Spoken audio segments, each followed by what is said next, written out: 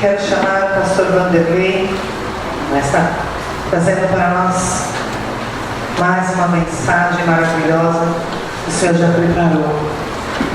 Lembrando, antes de passar ao pastor, que nós estamos em final de semana de aniversário, mas também estamos em campanha de missões. E hoje, depois de terminar, não vai embora correndo não, nós temos um caldo de mandioca ali maravilhoso na cantina. Então abençoe também a vida da Patrícia, que está se preparando para uma viagem missionária.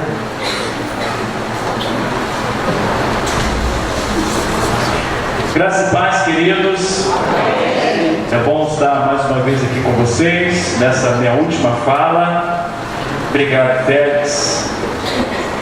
Aí nós não temos onde botar aqui, Félix. Qualquer coisa eu grito.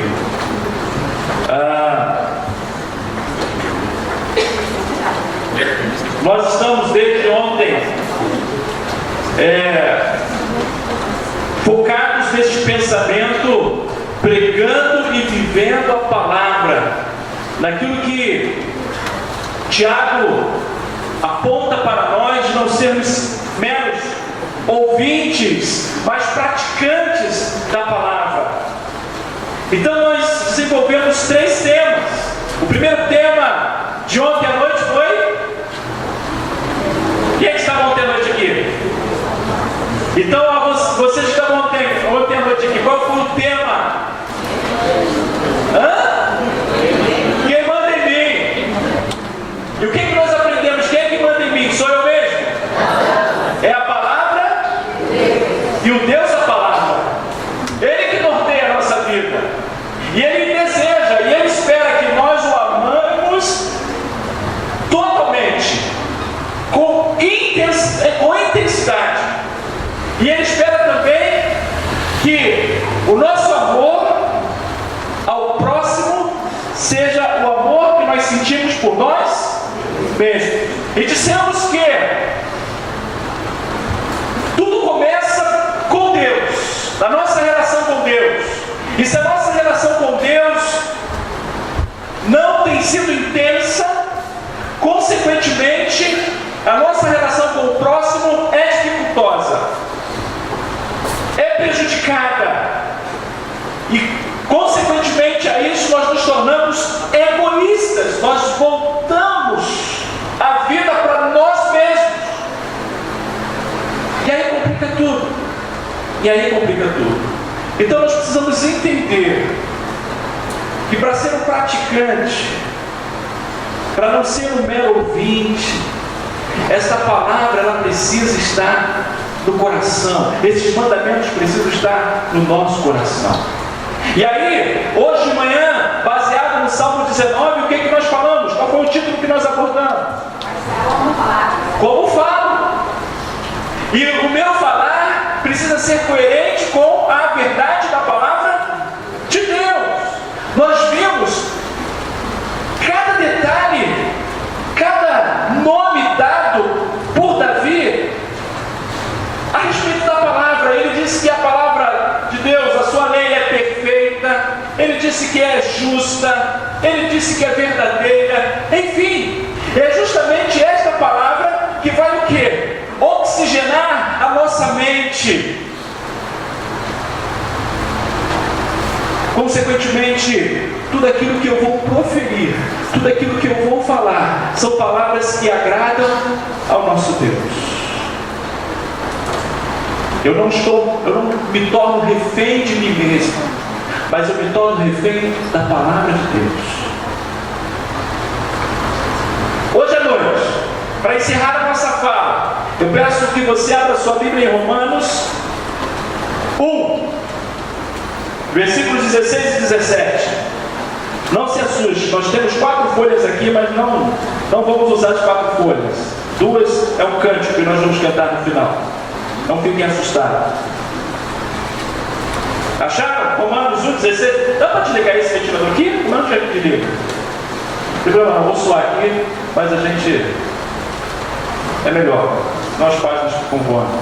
Acharam? Romanos 1, 16 e 17. E nessa noite o tema que vamos abordar é como eu vivo.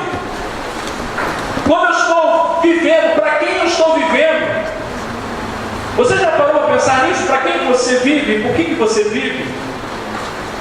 A gente vai ver o exemplo de um homem que deixou uma marca, deixou marcas de valor, deixou marcas significativas. Soube para que veio, mas na verdade soube para que veio a partir do momento em que este evangelho que nós vamos tratar desta noite transformou a sua vida, mudou a sua vida. E a partir dessa mudança, a sua vida teve sentido, teve significado, teve importância, teve valor. E assim é a história de todo indivíduo, de todas as pessoas que se deparam com este evangelho, porque ele é poder. Poder para nos transformar, poder para ajustar a nossa vida, poder para ajustar o nosso casamento, poder para ajustar a nossa relação com os nossos filhos, poder para transformar a nossa relação de trabalho com as pessoas. São boas novas. E consequentemente a isto, temos pessoas relevantes nessa sociedade, como nos dias de Paulo. Isso só é capaz, isso só é possível pelo poder do Evangelho. O que torna um homem relevante não é o seu intelecto, não é a faculdade que ele faz e que ele consegue, não é o seu trabalho, é o Evangelho.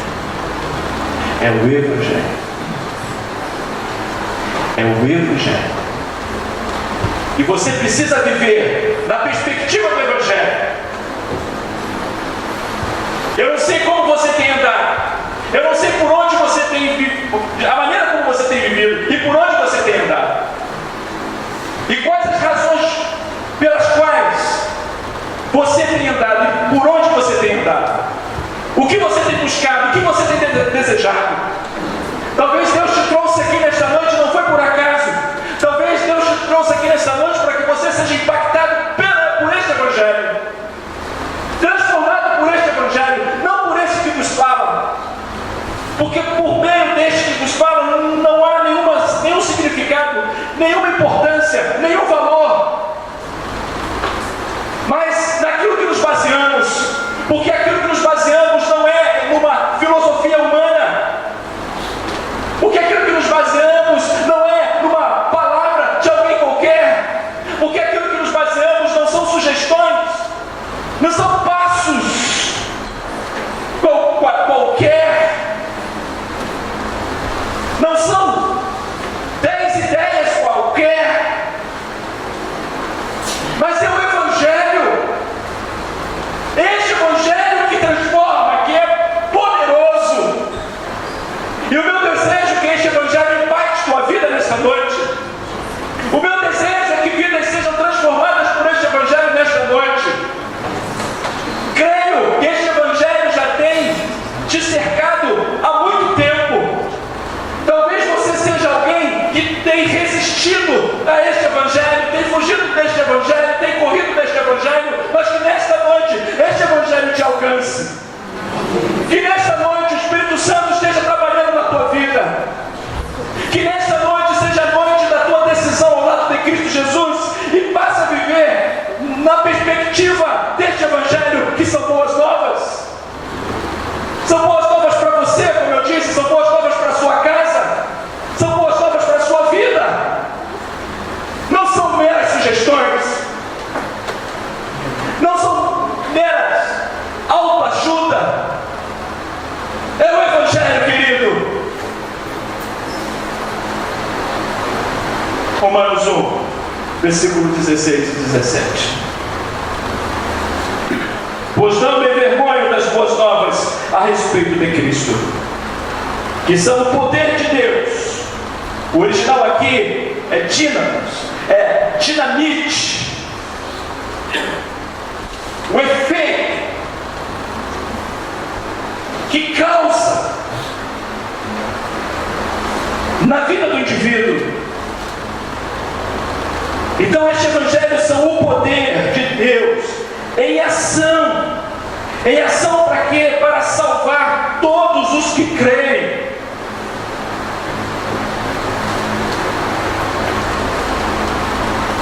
A fé é como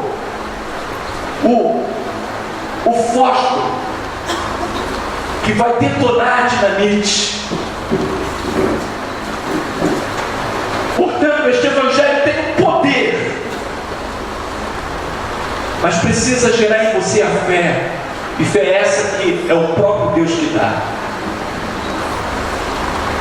E que nessa noite essa fé desperte em você.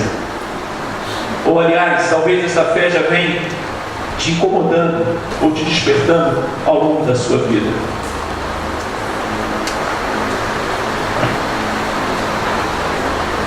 Primeiro, os judeus e também os gentios. As boas novas. O Evangelho, mais uma vez ele está dizendo aqui, revelam como opera a justiça de Deus, que do começo ao fim é algo que se dá pela fé, como dizem as Escrituras, o justo viverá pela fé. Oremos. Deus, que o Senhor desvenda os nossos olhos, para que contemplemos mais uma vez as maravilhas da Tua Palavra, em nome de Cristo Jesus. Amém. É muito interessante quando nós abrimos as epístolas aos Romanos. As epístolas aos Romanos, elas nos informam, ela nos diz o que devemos colocar a nossa vida em ordem, devemos colocar tudo em ordem, com Deus, conosco mesmo e com os outros. Essa justiça de Deus, que é recebida pela fé, permite que vivamos corretamente, decentemente, satisfatoriamente. Essa era a mensagem que Roma precisava ouvir naqueles dias. Esta é a mensagem que nós precisamos ouvir nos dias de hoje, sem mais nem menos, sem tirar nem pôr. Desta mesma forma que chegou aos romanos e da mesma maneira que Paulo desejava que chegasse à Espanha, é este mesmo Evangelho que chegou aos norte-americanos, é este mesmo Evangelho que chegou a nós também, séculos atrás, e que foi transformando e mudando vidas. É este mesmo Evangelho que chegou na cidade de Itanhaém há anos atrás, e que tem resgatado vidas e que tem transformado vidas.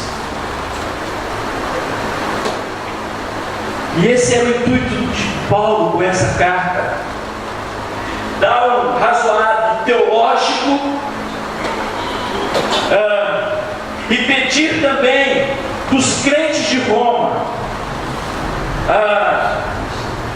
o seu intento de ir até a Espanha para levar essas boas novas, este Evangelho, porque Paulo não queria mais ir a lugares onde o Evangelho já tinha sido plantado. Estava no coração dele de ir a lugares longínquos, lugares onde o Evangelho ainda não tinha chegado. Essa era a intenção dele.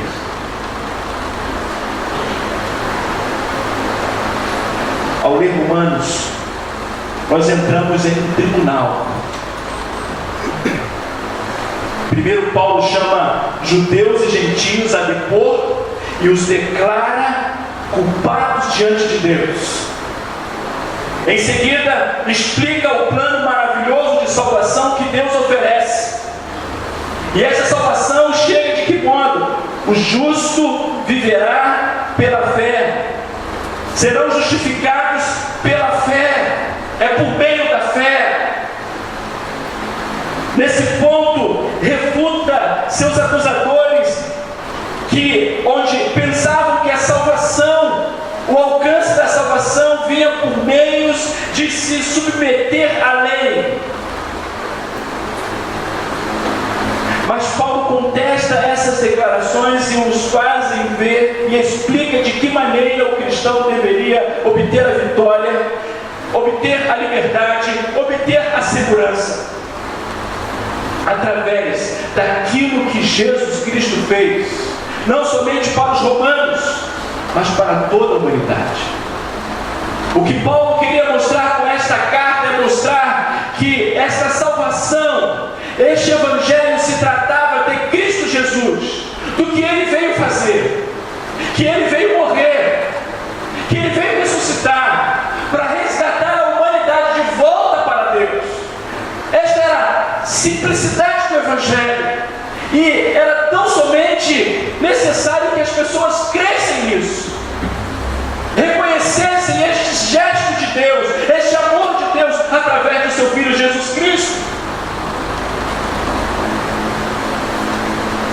Dito isto, quero dividir a minha fala em 4 partes que demonstram as convicções do apóstolo Paulo ao Evangelho.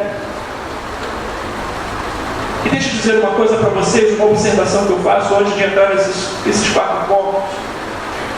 O Evangelho, ele não precisa ser defendido, mas o Evangelho precisa ser vivido. É o Evangelho que me defende, não sou eu que defendo o Evangelho. Eu preciso somente viver o Evangelho. O que Deus espera do seu povo é que vivamos o Evangelho. Nós não precisamos ficar defendendo o Evangelho, porque é o Evangelho que nos defende. Na medida que vivemos, na medida que vivemos da forma correta que o Evangelho é apresentado, é mostrado para nós. E a primeira declaração que o apóstolo Paulo faz então é que não tenho vergonha. E por que dessa afirmação? Por que dessa declaração que o apóstolo Paulo faz aqui, logo na abertura da sua carta? Porque o Evangelho estava diretamente relacionado com um judeu carpinteiro pobre que fora crucificado. E para os romanos a morte da cruz era mais abjeta, era mais humilhante, era reservada para os criminosos. Como alguém que foi levado para a cruz poderia ser o Salvador do mundo? E logo Paulo então vai explicar outro detalhe importante. Roma era uma cidade altiva, e o Evangelho vinha de Jerusalém. Era das províncias do império das mais insignificantes. O fato é que Paulo não se envergonhava, não tinha vergonha do Evangelho. E vai dar as razões por isso, vai dar os motivos por isso.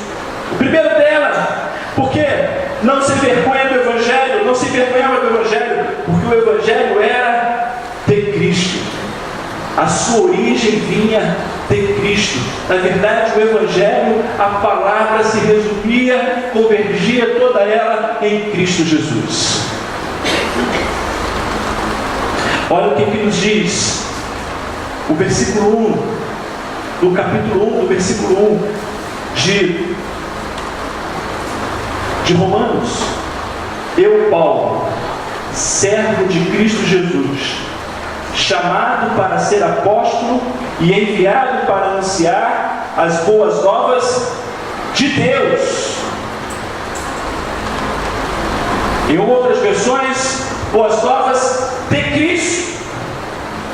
Paulo chamou e faz essa abertura, dizendo a fonte deste Evangelho venha de Deus. E quando nós olhamos para as Escrituras, quando nós olhamos para essa revelação de Deus, desde quando o homem rompeu, quando o homem deu as costas para Deus, quando o ser humano passou a querer viver segundo os seus preceitos, segundo as suas verdades, ignorando as verdades do Senhor, desde o início da história, lá em Gênesis capítulo 3, verso 15, ali a ação de Deus, esse Deus em missão, esse Deus que já vai ao encontro deste homem que se rebelou, este homem que sai da sua presença, que desobedece às suas ordens, às suas orientações, os seus preceitos. E logo então, Deus providenciou esta salvação, providenciou este resgate do homem que se perdeu e que ainda anda perdido, quando não reconhece esse gesto de Deus pela humanidade. E a história vai sendo narrada e vai sendo traçada. Deus escolhe então uma nação, um povo, e separa este povo, dá mandamentos para este povo, dá orientações para este povo, para que por meio deste povo outras nações pudessem reconhecer a glória de Deus, a grandeza de Deus. Mas este povo erra, este povo falha, este povo se mistura com outros povos e acabam se prostrando diante de outros deuses e que acabam se tornando iguais a outros povos, não se tornando um diferencial. Mas não era o povo de Israel que seria a salvação da humanidade. E o que seria a salvação da humanidade é aquele que foi declarado lá em Gênesis capítulo 3, versículo 15. E no ápice da história, o Deus Emanuel se encarna. Ele vem ao mundo para resgatar a humanidade. Esse Deus encarnado se fez um de nós. Ele passou a sentir as nossas dores. Ele passou a sentir as nossas limitações, porque Ele se tornou homem como eu e você. E Ele fez tudo isso por amor. E o que Deus faz? Através do seu Filho. Porque a remissão de pecados era necessário derramamento de sangue. É por isso que no Velho Testamento, o que nós encontramos? O povo de Deus levando cordeiros para serem imolados, para serem sacrificados, para que aquele sangue que fosse derramado aplacasse a ira de Deus. Só que nós sabemos e entendemos, a Bíblia nos revela assim, que isso não era suficiente. Aquele cordeiro que era separado, perfeito, sem nenhuma doença, era simplesmente uma sombra daquele que viria de modo perfeito, que era o Cordeiro de Deus. Esse sim era suficiente para tirar o pecado do mundo. Isso foi feito na pessoa de Cristo Jesus. É Ele quem tira o pecado do mundo. É Ele que transforma o coração do ser humano. Este é o resumo do Evangelho. Esta é a síntese do Evangelho. Se chama Jesus Cristo, que veio, que se entregou, que morreu, que ressuscitou e que vivo está, que cumpriu todas as exigências da parte de Deus e nesse sentido nos torna justos. E aí é que vem a sua parte nessa história.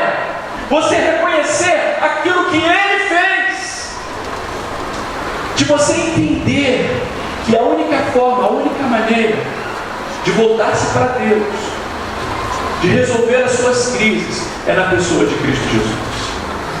A única forma de você se tornar justo diante de Deus é através de Cristo Jesus. Não são as suas boas obras, as suas boas ações, você pagando as suas contas certinhas. Sabe por quê? Porque esta mesma carta, essa mesma epístola vai dizer que todos pecaram e destituídos estão da glória de Deus. Todos pecaram. Todos. E é somente por meio deste Evangelho, do Evangelho de Cristo, que é capaz de trazer de volta esse homem que se perdeu. Este Evangelho, portanto, que Paulo transmitia, que Paulo anunciava, que Paulo vinha de Deus, o Todo-Poderoso. Não vinha da parte de um homem qualquer. Isso me faz lembrar quando eu trabalhava numa firma de engenharia, tinha como nome IESA, Internacional de Engenharia, locada no bairro das Laranjeiras, ali no Rio de Janeiro. Trabalhei lá por quase 5 anos. E eu era office boy de luxo.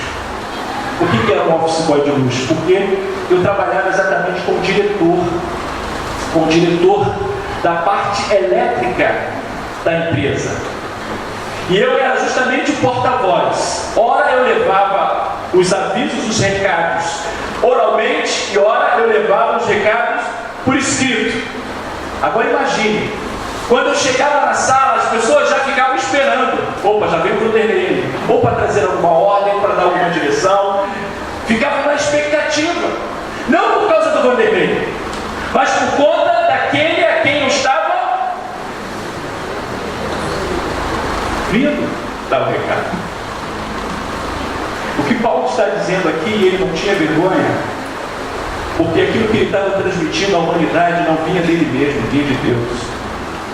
Querido, você não precisa ter vergonha do Evangelho, porque este Evangelho não vem de alguém qualquer. Este Evangelho vem do Senhor Deus. Eu não tenho do que me envergonhar. Você não tem do que se envergonhar. Seja a boca de Deus. Lembrando que você é tão somente vaso que carrega este tesouro precioso da parte de Deus para a humanidade. Lembrando que você é vaso de barro. Como eu disse de manhã, você não é um vaso de ouro, de prata, nem de bronze. Você é um vaso de barro. Para que seja maleável e se permita ser trabalhado por Deus, para que Ele te use onde Ele quiser, onde Ele desejar. E talvez nos lugares mais complicados, mais difíceis, mas ali você vai ser um porta-voz. Você vai ser um arauto que transmite a verdade, as boas novas do Evangelho. E você faz isso porque você não se envergonha do Evangelho. Porque vem de Deus, não vem de alguém qualquer. Segunda razão pela qual Paulo não tinha vergonha do Evangelho, porque é o poder de Deus. Aqui está a operação. Por que se envergonhar do poder? Essa era a coisa da qual Roma mais se orgulhava. A Grécia tinha a filosofia, mas Roma tinha poder. Na época e no contexto em que Paulo viveu, e que Jesus viveu também, estava sob o domínio de Roma, dos imperadores. Eram poderosos, tinham o poder e dominavam o poder. Mas isso não fez de Roma uma cidade melhor, pois Roma era uma cidade fraca. O filósofo Sêneca chamou a cidade de Roma de fossa de iniquidade. Para você que não sabe, iniquidade é pecado. O filósofo, o escritor Juvenal, chamou-a de esgoto imundo, inundado pelas escórias do império. E a única forma de mudar a realidade de Roma era através do Evangelho, porque é o poder. Não é diferente nos dias de hoje. Só para você ter uma ideia do quadro que Paulo descreve desta capital, da capital do império. E quando nós começamos a olhar a partir do versículo 18, eu quero chamar a sua atenção para essa leitura, para você ver o quadro, o retrato, e você vai perceber que este quadro, este retrato não é diferente do que nós estamos vivendo hoje, em pleno século 21. Muita coisa não mudou, muita coisa continua a mesma. E sabe por que continua a mesma? Porque as pessoas continuam resistentes a este Evangelho. Talvez você seja alguém aqui nesta noite que tem resistido a este Evangelho, mas que este poder alcance o teu coração nesta noite. Olha o quadro deste império, com todo o glamour, com toda a ostentação, mas olha o quadro, a realidade deste lugar. A partir do versículo 18, assim Deus mostra do céu sua ira contra todos que são pecadores e perversos, que por sua maldade impedem que a verdade seja conhecida. Sabem a verdade a respeito de Deus, pois Ele a tornou evidente, E de que maneira? Mediante aquilo que nós conversamos ontem, por meio da criação. Olha o que diz o texto. Por meio de tudo que Ele fez, desde a criação do mundo, podem perceber claramente seus atributos invisíveis, seu poder eterno e sua natureza divina. Portanto, não tem desculpa alguma. Sim, eles conheciam algo sobre Deus, mas não o adoraram, nem lhe agradeceram.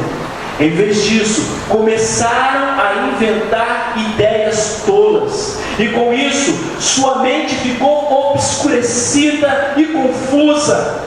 Dizendo-se sábios, tornaram-se tolos, trocaram a grandeza de Deus imortal por imagens de seres humanos mortais, bem como de aves, animais e répteis. Isso era uma realidade local, uma realidade de Roma, que se prostrava diante de vários deuses que herdaram dos gregos.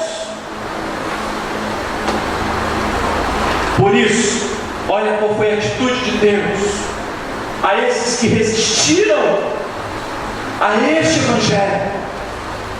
O que Deus faz? Deus os entregou, e vocês vão perceber que há três vezes essa palavra se repete. Deus os entregou aos desejos pecaminosos de seu coração.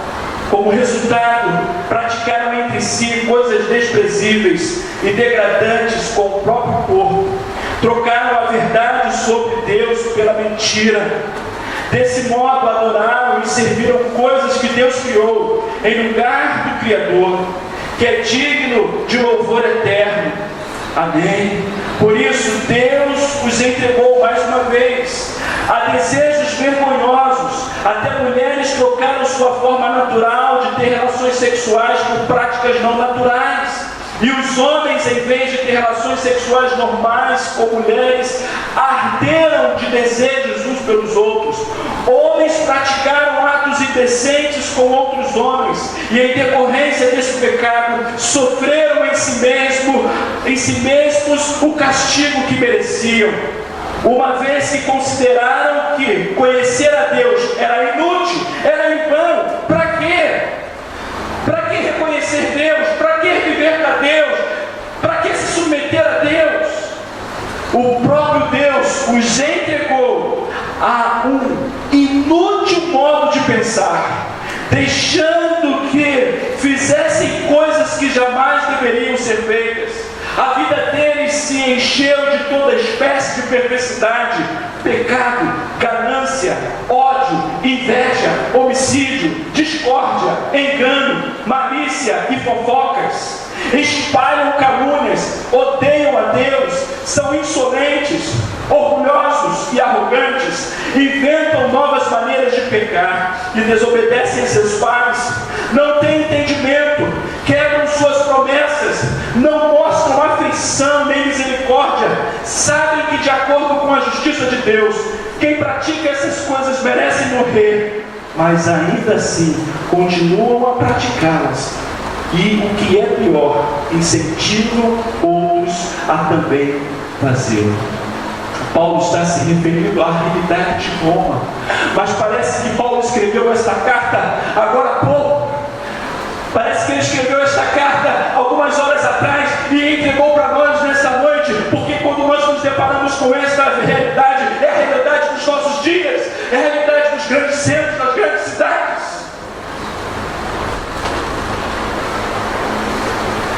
E eu vejo Deus agindo da mesma forma nos dias de hoje, entregando as pessoas para viver conforme os seus deleites, conforme os seus prazeres, conforme o seu padrão de verdade. Porque essas pessoas resistem.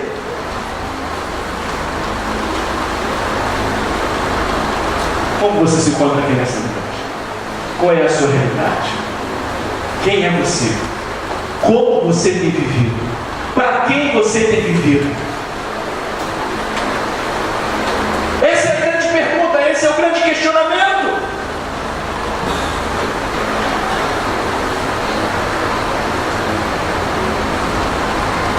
A Agora deixa eu dizer uma coisa para você. Para toda essa realidade que foi dita aqui pelo apóstolo Paulo, nada é impossível para ser mudado e transformado. Porque esse evangelho transforma. Quem quer que seja, independentemente da condição que se encontra, eu quero dizer para você, meu querido, o evangelho é o poder de Deus para transformar. A tua vida não vai se tornar significativa de outra forma, de outra maneira, somente pelo evangelho. Como eu disse, não é você tendo títulos, honrarias, ainda que não há nada de errado nisso, mas não é isso que transforma a sua vida, não é isso que torna a sua vida significativa. O que torna a sua vida significativa é o evangelho, é o poder de Deus. Sabe por quê? Porque Deus te criou para se relacionar com Ele. E quando você se relaciona com Ele, como eu disse no sábado, você passa a se relacionar com as outras pessoas de maneira coerente, de maneira correta, de maneira aceitável, dentro do padrão que foi estabelecido por Ele e para a glória dele. Sabe qual é o meu problema? Sabe qual é o nosso problema? Sabe qual é o seu problema? Porque você está querendo viver para a sua glória. Porque você está querendo viver para as suas satisfações, para os seus deleites. E sabe o que é mais triste? Você não encontra satisfação plena. Porque o pecado é exatamente isso. O pecado, um abismo chama um outro abismo. É algo que não se esgota, que não é suficiente. Porque o que é suficiente somente é o Evangelho. Somente o Evangelho de Cristo Jesus. E é capaz de transformar casamentos, filhos, trabalho, dignidade, cura. Há um terceiro motivo pelo qual Paulo não se envergonha. Porque é o poder de Deus para a salvação. Esse que escreve essa carta nem sempre foi o que foi. O apóstolo Paulo foi um cara terrível. A história dele está registrada lá em Atos 8. Lá em Atos 8:1. Antes da igreja sofrer a perseguição em Atos 2, Atos 8:2, versículo 2, Atos 8:1, vai dizer que o apóstolo Paulo consentiu na morte de Estevão. Este Estevão que estava envolvido com o Evangelho, este Estevão que não tinha vergonha do Evangelho, este Estevão que foi morto por causa do Evangelho. Então deixa eu dizer uma coisa para você. Evangelho traz perseguição. Evangelho não traz calafrios. Evangelho traz perseguição.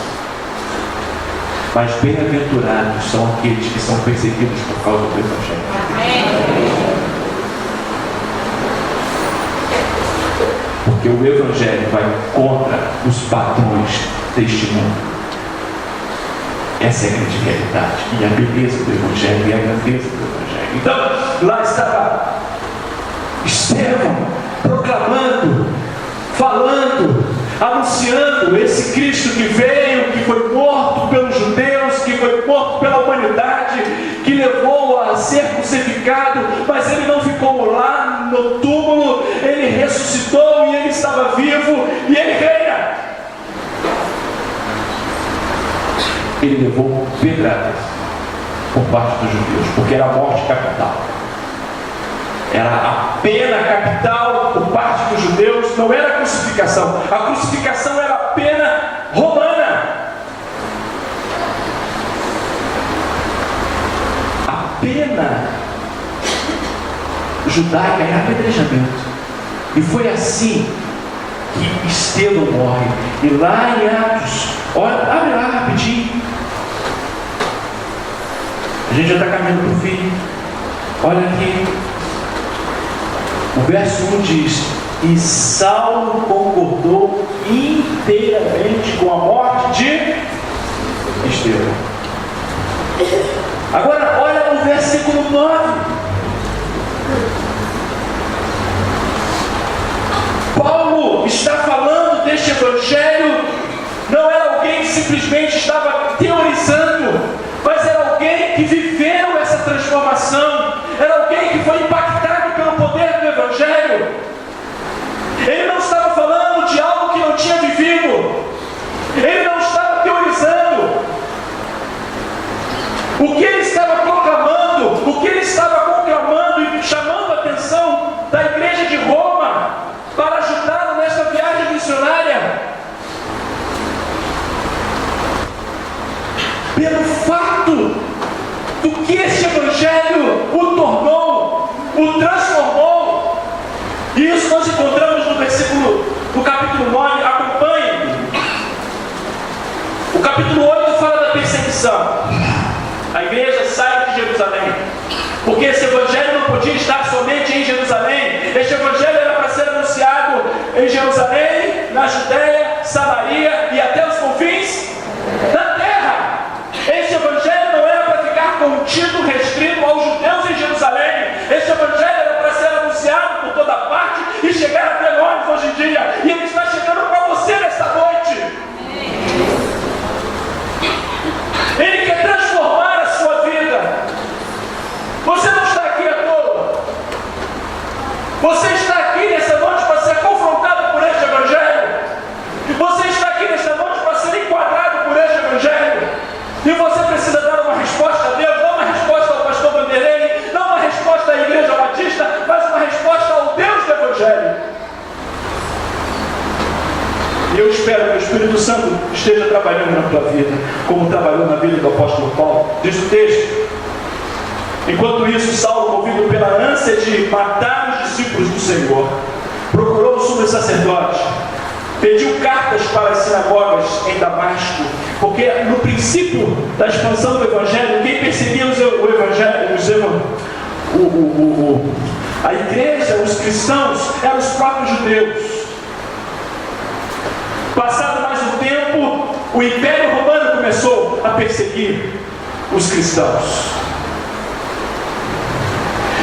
Paulo então pede autorização aos líderes das sinagogas de Damasco, solicitando que cooperassem com a prisão de todos os seguidores do caminho, era como eram chamados,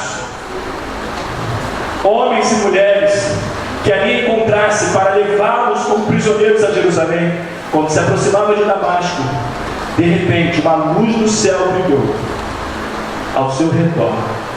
Deixe a luz do céu brilhar, querido.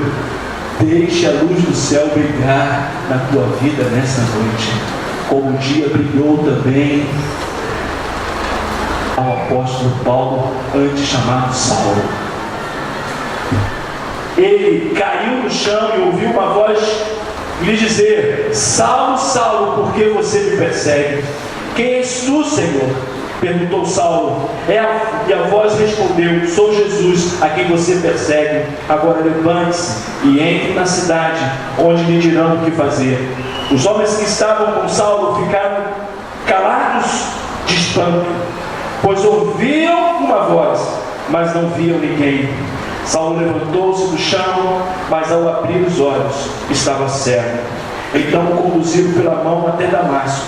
Lá ele permaneceu cego por 3 dias e não comeu nem bebeu coisa alguma. Havia em Damasco um discípulo chamado Ananias. O Senhor o chamou numa visão: Ananias? Sim, Senhor, respondeu ele. O Senhor disse: vá à rua direita, à casa de Judas. Ao chegar, pergunte por um homem de Tarso chamado Saulo. Ele está orando neste momento. Mostrei-lhe numa visão um homem chamado Ananias chegando e impondo as mãos sobre ele, para que voltasse a enxergar.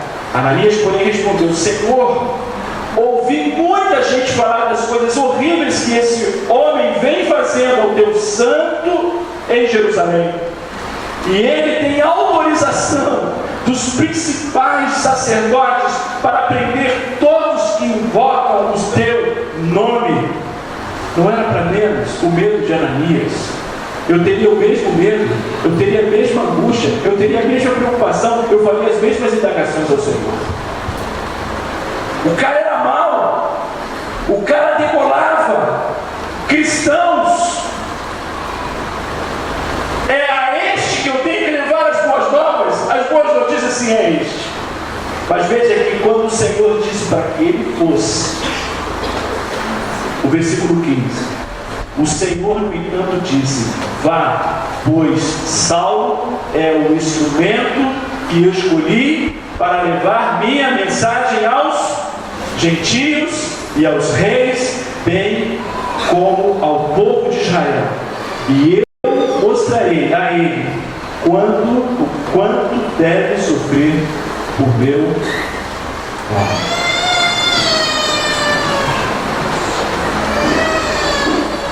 Este Saulo foi transformado pelo poder do Evangelho.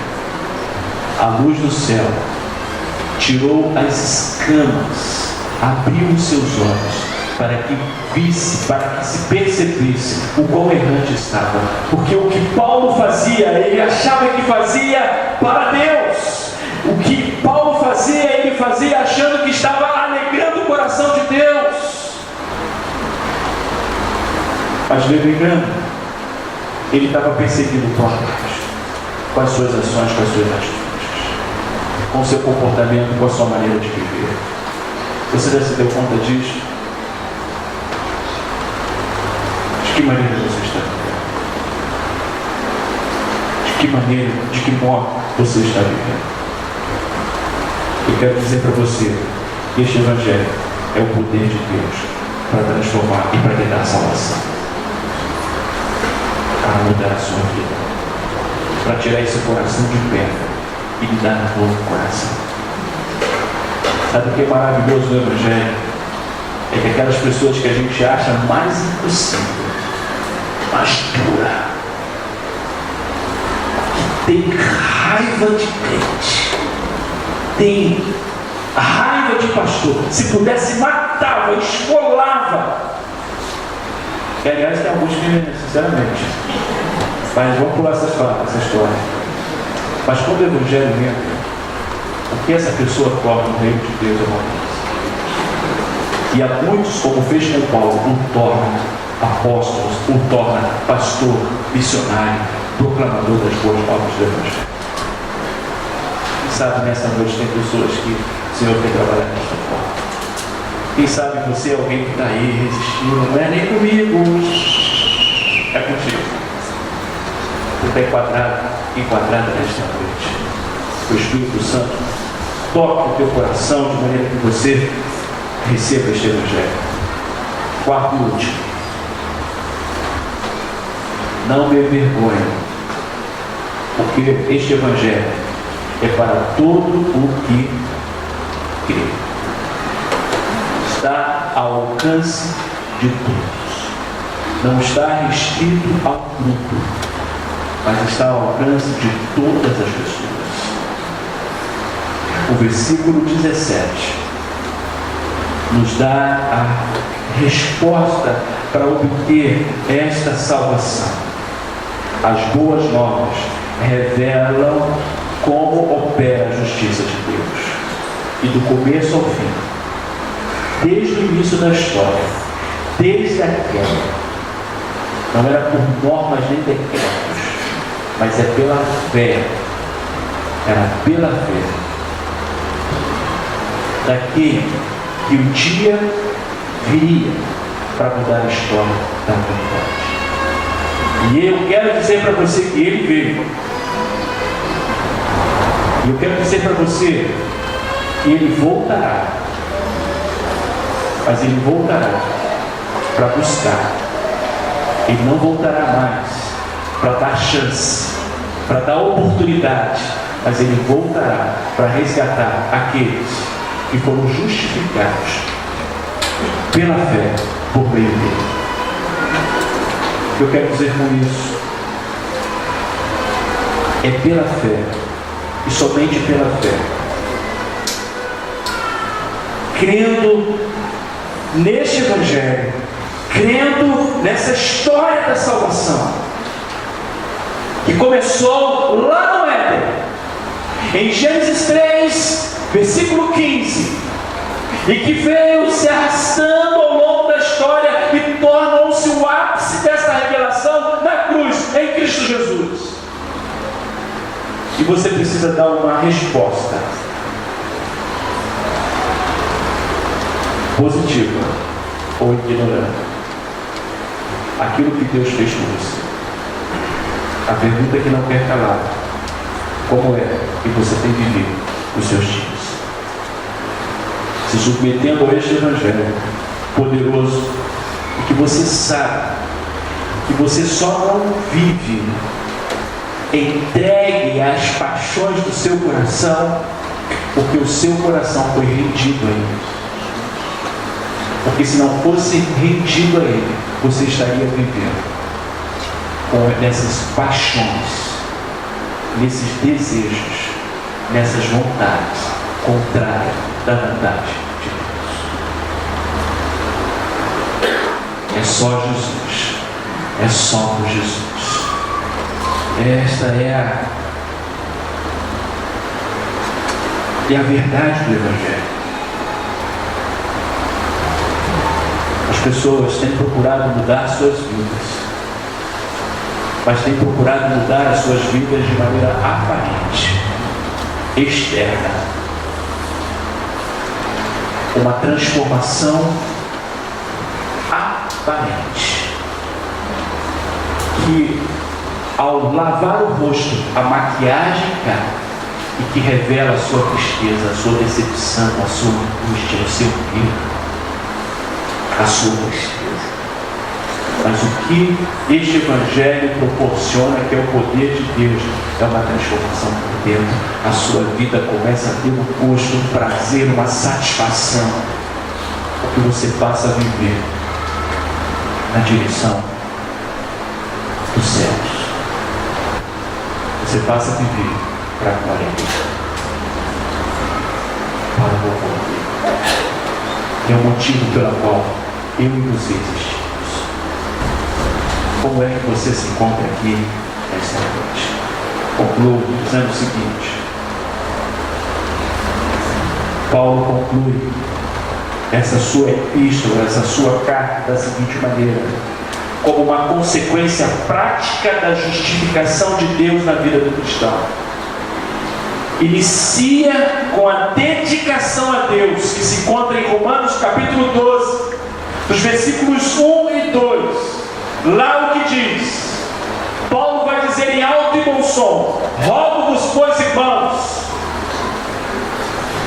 que apresentei os vossos corpos, a sua vida, como sacrifício vivo e santo e agradável, que é o vosso culto racional. Deus não está interessado em oferendas. Deus não está interessado em coisas à parte de você. Deus está interessado na tua vida. Deus quer você por inteiro.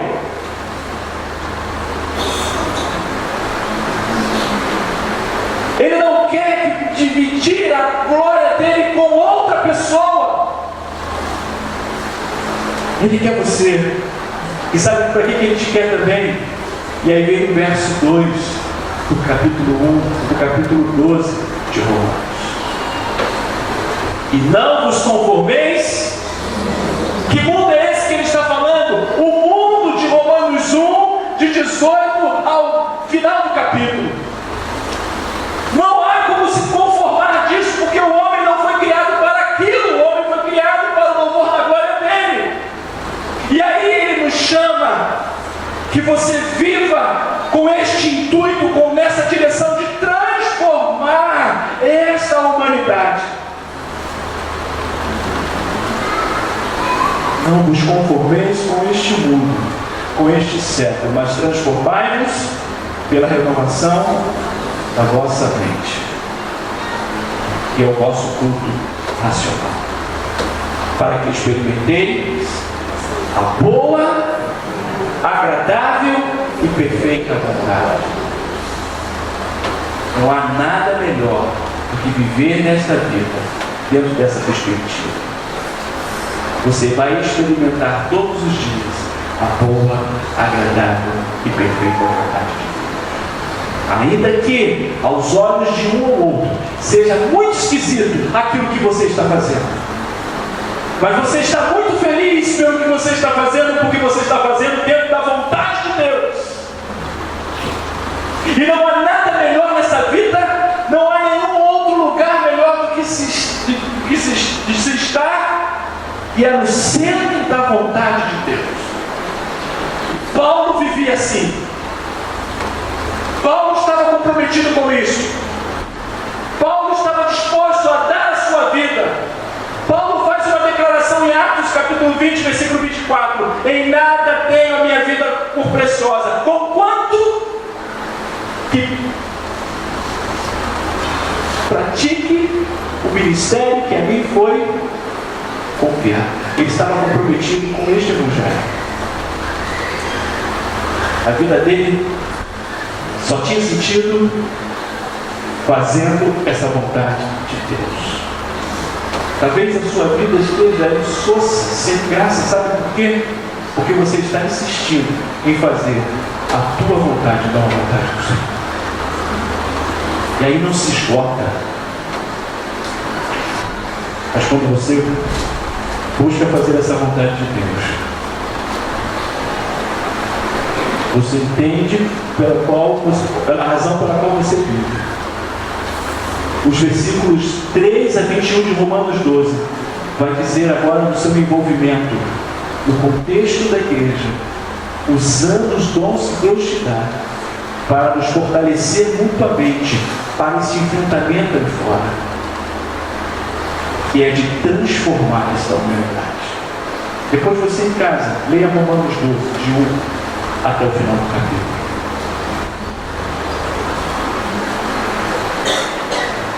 É a sua ação na igreja, e é amando a igreja, e é amando as pessoas que estão aí fora. E a melhor maneira de demonstrar o amor às pessoas que estão aí fora é apresentando este evangelho. Não é apresentando o evangelho que se enquadre aos seus ouvidos, que se encaixe ao seu padrão, mas é o evangelho puro e genuíno, que te conforta, que te enquadra, que te conduz e que te leva a se tornar cada vez mais parecido com Cristo Jesus. Porque cristão significa exatamente isso: Cristos menores. E é o que o Senhor quer promover neste lugar, tornando pessoas em Cristo menores, para que viva da glória dele. Eu quero chamar aqui a equipe de louvor, por gentileza. Eu quero ler uma canção que eu gosto muito, do grupo Logos, tem como título Marcas. Preste atenção. Que a sua vida seja assim: causar surpresas para muitos hoje em dia, rever histórias que o tempo não levou, como os discípulos deixaram suas redes, o seu pão, a sua vida e seguiram a Jesus. E muitos deles, certamente a maioria, não tiveram vida boa, mas trocaram por melhor. Andaram perto do Senhor, viram milagres de amor, deixaram marcas. Iguais a eles, são bem poucos hoje em dia, que andam realmente perto do Senhor, que já de perto de seus vícios e pecados, vivem como perdoados, propagando a salvação. São tais pessoas que são fortes sendo fracas, e por isso deixam marcas para outros como eu, andarem perto do Senhor, verem milagres de amor, pisarem marcas. Quero pisar sobre estas marcas de valor, pagar o preço de alguém que se dispôs também a atender a mesma voz que hoje chama e diz: segue-me. E não importa o que eu tenha que deixar, quero levar comigo minha tão pequena fé para repartir por onde Deus me permitir andar seu amor. Iguais a eles são bem poucos hoje em dia que andam realmente perto do Senhor, que já libertos de seus vícios e pecados, vivem como perdoados, propagando a salvação. São tais pessoas que são fortes sendo fracas, e por isso deixam marcas para outros como eu, andarem perto do Senhor, verem milagres de amor, pisarem marcas. Quero pisar sobre essas marcas de valor, pagar o preço de alguém que se dispôs também a atender a mesma voz que hoje chama e diz: segue-me, e não importa o que eu tenha que deixar, quero levar comigo minha tão pequena fé para repartir por onde Deus me permitir andar seu amor, seu amor. Vamos de pé.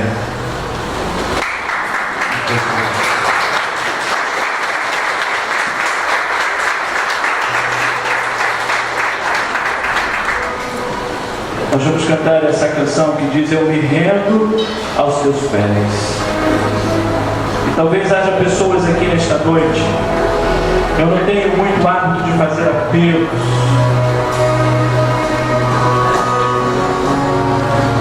mas eu penso que se nessa noite há pessoas aqui que entraram, convidada por alguém, trazida por alguém, eu quero dizer porque que este alguém te ama muito. Este alguém me trouxe aqui para que você pudesse ouvir este Evangelho, e para que nessa noite você viesse então receber este Evangelho, para que nessa noite, quem sabe, você venha ter este encontro com Cristo Jesus, este encontro arrebatador, para que essa noite você possa dizer assim: sim, eu quero Jesus, eu quero viver isso, eu quero entregar a minha vida, eu quero a partir de hoje vivenciar isso, eu quero pagar o preço, porque Jesus pagou um alto preço, e por mais que eu venha sofrer, eu sou bem-aventurado, eu sou feliz. Aqueles homens do passado, todos eles tiveram uma morte triste. Estevão foi apedrejado, João Batista foi demolado, Pedro foi crucificado de cabeça para baixo porque ele não quis morrer como seu mestre Jesus Cristo, e tantos outros, e tantos outros. Nós hoje estamos querendo um Evangelho confortável, um Evangelho que não muda, um Evangelho que não traz transformação. Igreja, este não é o Evangelho de Cristo. O Evangelho poderoso de Cristo Jesus transforma os corações, transforma os casamentos, tira a vida do engano, da mesmice, da tristeza, e você passa a viver, ainda que sob forte perseguição, vai se sentindo amado por Jesus, abraçado por Jesus. Sabe por quê, querido? Ele disse que estaria conosco todos os dias. Ele disse que sem Ele nós não conseguiríamos fazer nada, nós só conseguimos fazer alguma coisa por causa da presença dEle em nós. E você quer o receber nessa noite? E quando cantamos, se você entendeu, se o Espírito Santo falou ao teu coração, você deixa o seu lugar e vem aqui. Nós vamos entender com isso. Você que ainda não fez essa posição, tomou essa decisão ao lado de Cristo, você vai estar dizendo: eu quero receber, eu quero viver este Evangelho, eu quero ter essa transformação que você está falando, eu quero isso para a minha vida. Então, enquanto estivermos cantando, se você sentir tocado por isso, vem aqui à frente, eu quero orar por sua vida. Cantemos. Você se renda aos pés do Senhor nessa noite.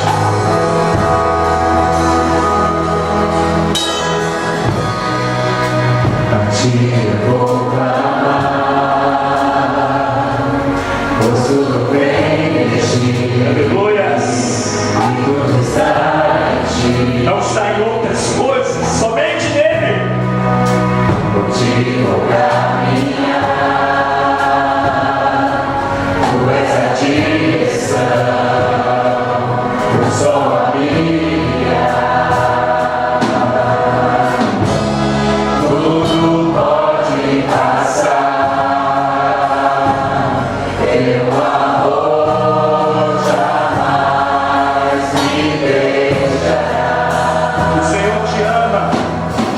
te ama. sempre a resistir. Novo amanhã preparado pra mim. Alguém que quer entregar sua vida a Jesus pode vir aqui à frente, sem medo, sem vergonha, porque o Evangelho é o poder de Deus. Amém. Ah, mas alguém pode vir, pode deixar no seu lugar. A ti eu vou amar.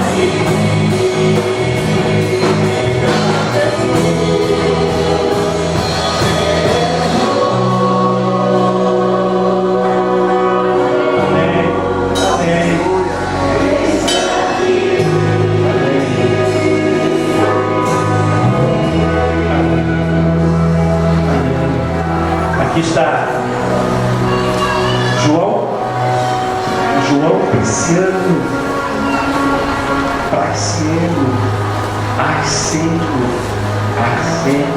João Arsênio, acertei. João Santos. E aqui está a Cristiane. Pode olhar para eles, senão eu não quero tentar vocês ficarem envergonhados, não é isso?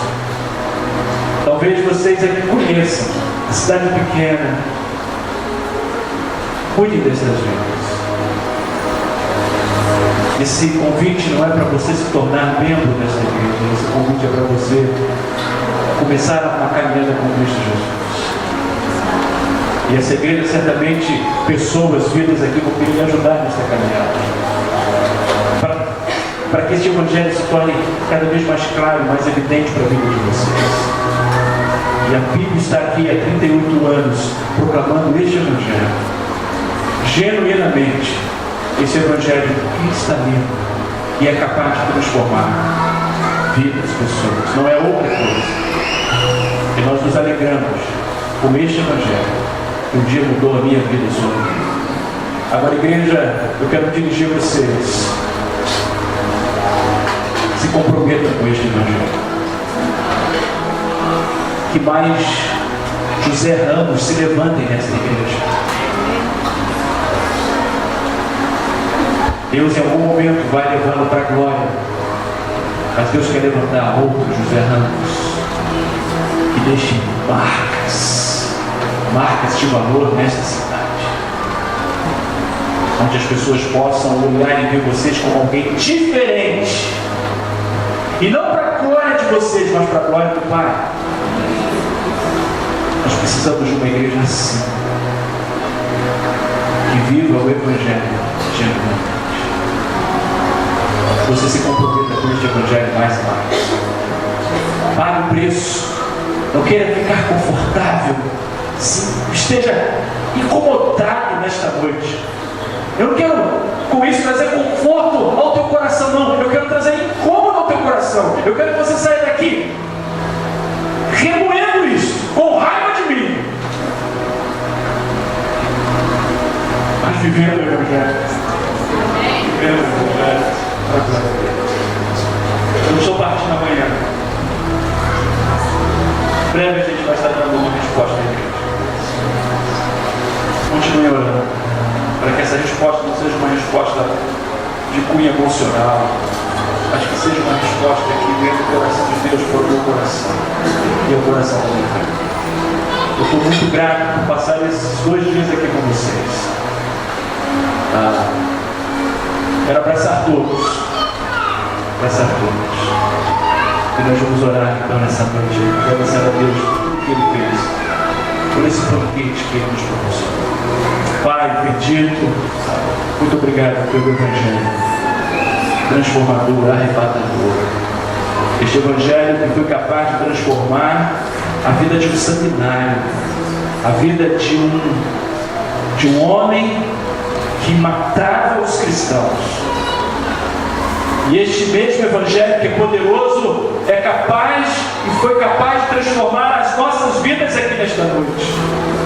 E que continue, ó Deus, transformando vidas nesta cidade, lares nesta cidade, jovens nesta cidade, adolescentes, onde este evangelho chegar, produza efeito no coração das pessoas, transformação na vida das pessoas. Use esta igreja, por favor.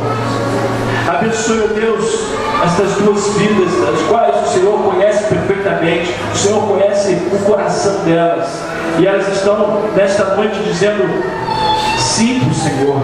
Elas estão permitindo que o Senhor venha fazer morada na sua vida. É o início, é o primeiro passo, ó Deus, e que esta igreja possa ajudá-los nessa travessia, nesta caminhada que é de glória em glória, nesta caminhada que é um caminho estreito, apertado, dificultoso, mas que nos conduz às mansões celestiais. E que por meio da vida deles, outras vidas sejam alcançadas pelo poder do Teu Evangelho, na vida deles e na vida de cada um aqui presente.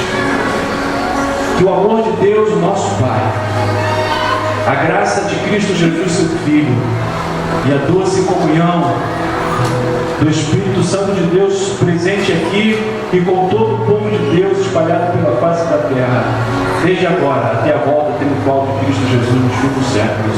Amém. Amém. E de paz, que Deus a todos abençoe.